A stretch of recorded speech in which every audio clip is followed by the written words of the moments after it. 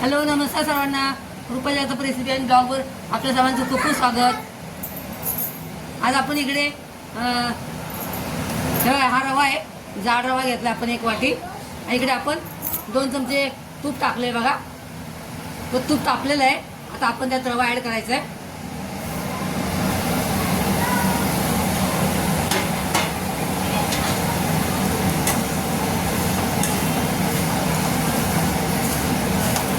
आणि छान भाजून घ्यायचा, लालसर होईपर्यंत भाजून घ्यायचा. आपला रवा आता भाज झालाय बघा. आता आपण 5 मिनिटं छान मंद आचेवरती फ्राय करायचं आहे. वेलची घेतली बघा. त्या वेलचीचे दाणे सोललेत, हे बघा असे दाणे सोललेत. आणि त्यामध्ये आपण 2-3 चमचे साखर टाकले. ते आपण एकत्र वाटणार आहोत. वेलचीबरोबर साखर वाटली म्हणजे वेलची पावडर छान होते, बारीक अशी होते बघा.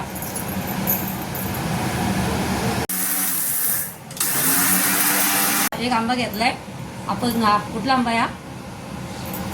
हापूस आंबा आहे, हापूस. तो हापूस आंबा आपण थोडा वेळ पाण्यात ठेवायचा आहे, त्यामुळे त्यातली उष्णता निघून जाईल. आणि त्याचा आपण रस काढून घ्यायचा आहे, रस काढून घ्यायचा आहे, कापून घ्यायचा आहे.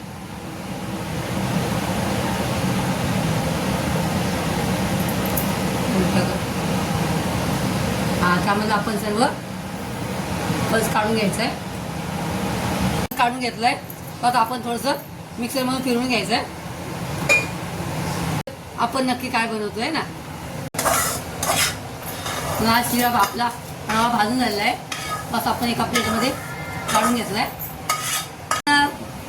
रवा काढून घेतलाय आणि त्याच कढईमध्ये आपण 1 ग्लास पाणी टाकलंय बघा. आणि फक्त अर्धा ग्लास फक्त दूध टाकायचं यामध्ये. आंब्याचं आपण वाटलेलं त्यामध्ये ॲड करणार आहोत.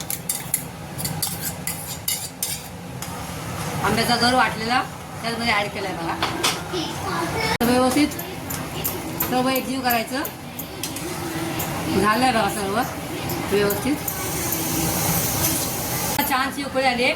आता उकळीमध्ये आपण ते रवा भाजलेला सोडायचा हळूहळू.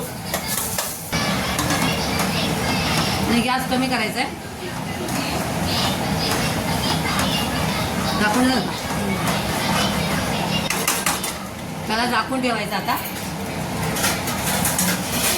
आणि छान आपला रवा शिजून जायचा. झाले आहेत बघा 5 मिनिटं. आणि असा शिरा झालेला आहे बघा.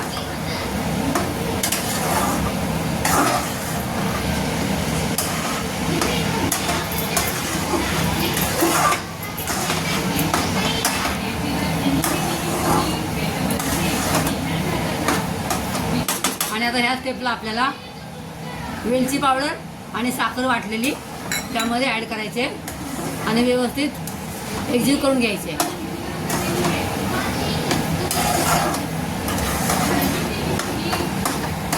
शिरा, आंब्याचा शिरा तयार झालेला आहे बघा.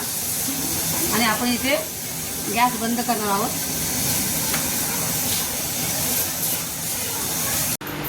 बघा अशा प्रकारे आपला हा आंब्याचा शिरा तयार झालेला आहे.